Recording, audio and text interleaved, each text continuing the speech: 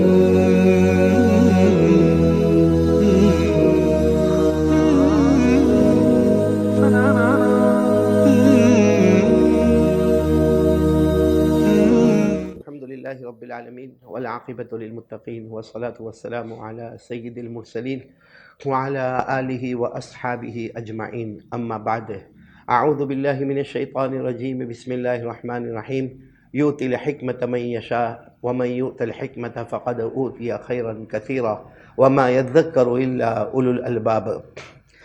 الحمدللہ میں قاری احمد علی اس وقت میں اپنے بیٹے مفتی انیس الدین صاحب کے ساتھ بیٹھا ہوں اور بہت ہی خوشی اور مسرت کا موقع ہے کہ الحمدللہ یہاں دارالقضاء قائم ہوا ہے۔ All India Muslim personal law board Shegaon پورے ضلع بلڈانہ کا جو دارالقضاء یہاں پر قائم ہوا ہے شیگاؤں میں، اور جس کے بانی مبانی کہو یا جس کے امیر کہو ہمارے بیٹے مفتی انیس الدین صاحب ہے۔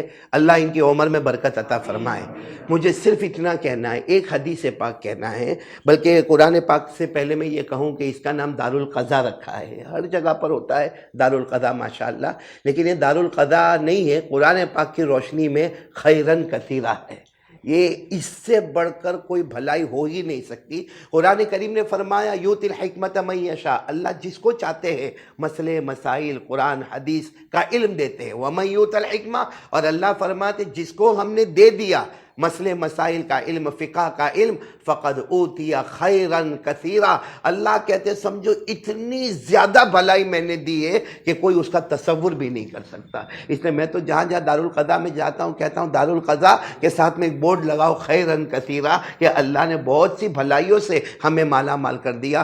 دنیا بھی قدموں میں آ گئی، اور آسان الفاظ میں کہو آخرت بھی قدموں میں آ گئی۔ اور ایک حدیث پاک بہت پیاری ہے کہ ایک مرتبہ جناب نبی کریم صلی اللہ علیہ وسلم تشریف فرما تھے، اور وہ صحابہ کرام کا مجمع بیٹھا ہوا تھا، اور حضور صلی اللہ علیہ وسلم کچھ باتیں کر رہے تھے، صحابہ کرام سن رہے تھے۔ کنارے پر حضرت عمر رضی اللہ تعالیٰ عنہ بیٹھے تھے اور وہ تورات پڑھ رہے تھے۔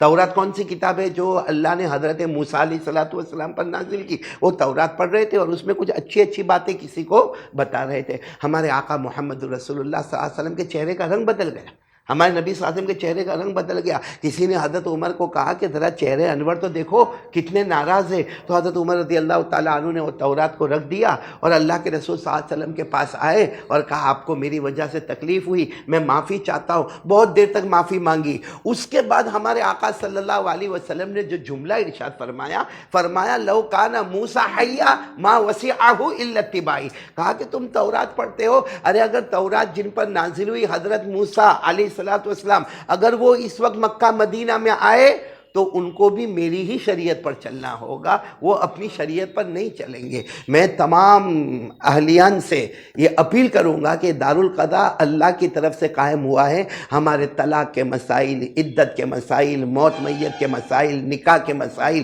میاں بیوی کے مخاصمت کے مسائل، ہمارے گھریلو پریشانی کے مسائل، ہم کیوں کسی اور کے دروازے پر جائیں؟ کیوں ہم قرآن حدیث کے دروازے پر نہ آئیں؟ یہ دارالقضاء یہ اعلان کرتا ہے کہ جتنے ہمارے اندرونی مسائل ہیں، آہلی مسائل ہیں، وہ سارے مسائل لے کر ہم دارالقضاء میں آئیں۔ آپ یہ نہ سمجھنا کہ آپ دارالقضاء میں آئے، آپ قرآن اور حدیث کی روشنی میں فیصلہ کروانے کے لیے آئے ہیں، اور یہ اللہ کا بھی حکم ہے۔ اللہ نے فرمایا وَلَن يَجْعَلَ اللَّهُ لِلْكَافِرِينَ عَلَى الْمُؤْمِنِينَ سَبِيلًا، اللہ تبارک و تعالیٰ بھی فرماتے مومنوں کا مسئلہ مومن حل کرے، کیوں ہم کسی پولیس اسٹیشن میں جائے یا کسی کورٹ میں جائے یا سپریم کورٹ میں جائے یا ہائی کورٹ میں جائے، جب اللہ نے قرآن حدیث میں سارے مسئلوں کا حل بتایا ہے۔ اور اللہ نے ہمارے بیٹے مفتی انیس صاحب کو حافظ بھی کہو، قاری بھی کہو، عالم بھی کہو، مفتی بھی کہو، اور یہ کہو کہ دارالقضاء کے قاضی بھی کہو، اللہ نے بہت کم عمری میں سارے علموں سے نوازا ہے۔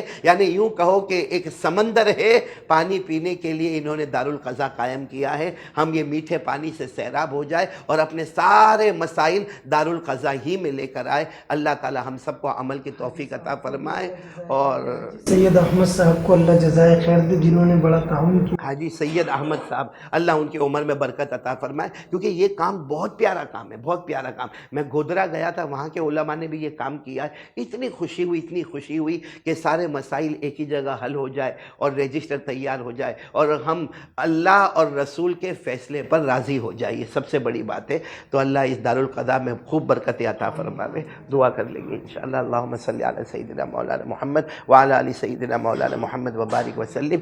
اللہ ہمارے گناہوں کو معاف فرما، اللہ یہ دارالقضاء کو قبول فرما لے، اللہ محبوبیت دے دے، مقبولیت دے دے، عزت دے دے، شرافت دے دے، کرامت دے دے، احترام دے دے، اور سارے معاملے میں یسر اور سہولت عطا فرما دے۔ اور اللہ ہمارے مسلمان بھائیوں کے، بہنوں کے، ہمارے ماؤں کے جو بھی مسائل ہو، اے اللہ وہ یہاں پر آئے، قرآن حدیث کے فیصلے میں یہ مسئلے حل کرے اور تو راضی ہو جائے، اور اس رضا کے بدلے میں اللہ تو سب کو جنت عطا فرما دے۔ اللہ ہم سب کے گناہوں کو معاف فرما دے، اللہ اس جگہ میں بھی برکت عطا فرما دے، اور اس جگہ کو قائم کرنے والے جتنے لوگوں نے کاوشیں کوششیں کی ہے، اللہ ہم تو صرف شکریہ کہیں گے، باقی یہ دعا کرتے اللہ تو اپنی شایان شان ان سب کو بہترین بدلہ مرحمت فرما دے۔ پیارے نبی صلی اللہ علیہ وسلم نے دارالقضاء کے سلسلے میں جتنے خیر مانگے عطا فرما دے، اور جتنے شرور سے پناہ مانگی حفاظت فرما دے۔ وصلی اللہ تعالی علی خیر خلقہ محمد وعلی آلہ وصحبہ اجمعین برحمتک یا ارحم الراحمین۔